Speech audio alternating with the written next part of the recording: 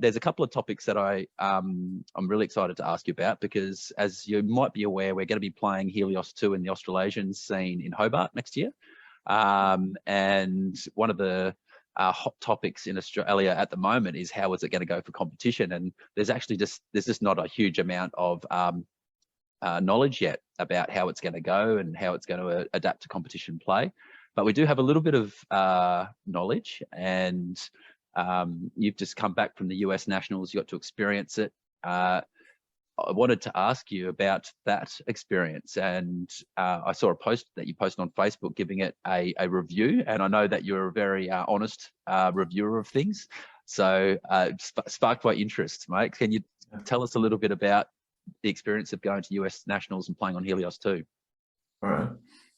So that's first. I'd like to say there were issues with the tech at the US Nats. So if I disregard all that bit, like some faulty packs and maintenance that could have been better, parts that could have been,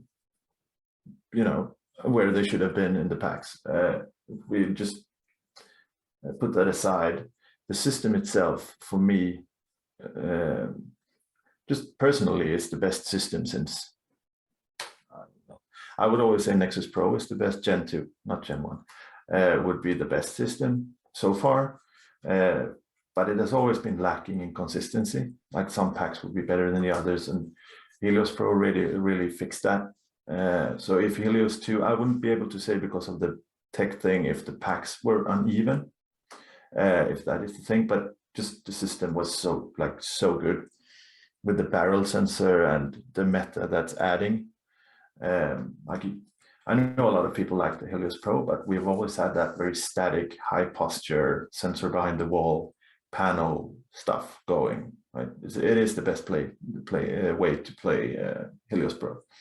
And personally, I think it's boring. It's very one-sided, one-dimensional way of playing. And because of this barrel sensor, you cannot do that, because if you pop your gun at the same spot over and over, you will get shot in the gun, right?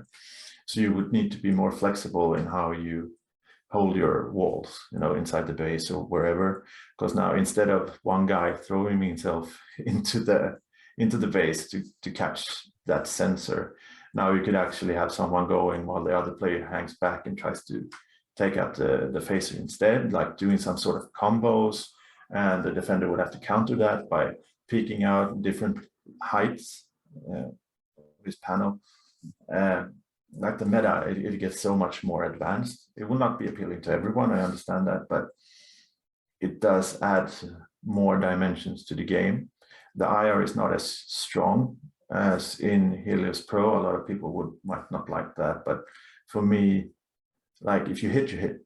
If you almost hit, then you don't hit, right? It's a very, meanwhile in Helios Pro, I sometimes think that even if I don't hit, I sometimes hit. Yeah.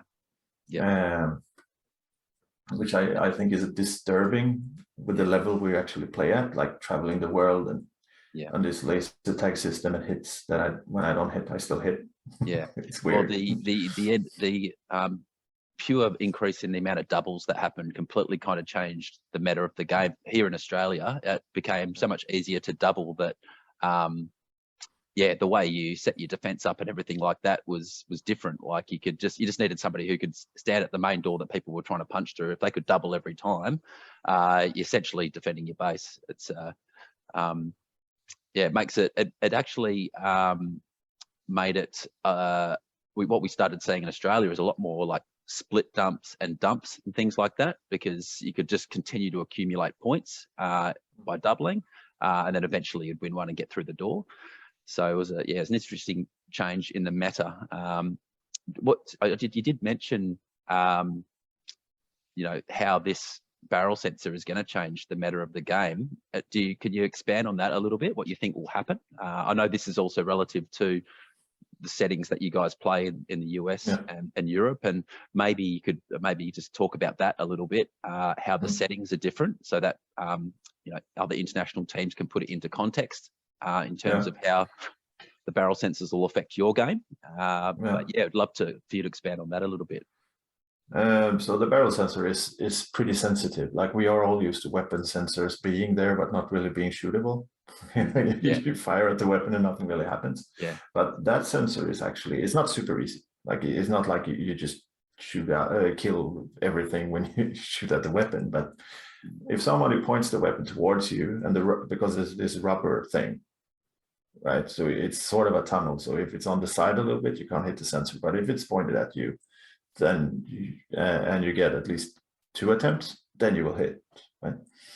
And that, I think it will change the base area play completely. And for us Europeans, it will change elim a lot, team elim, and that we play a lot. We always play that during tournaments, so that will change. How will it change the ilim? Well, it's harder to hold down positions, right? You can advance more. Like now, if you play Helios Pro and somebody holds down, like paneling a wall, it's really hard to push through, right?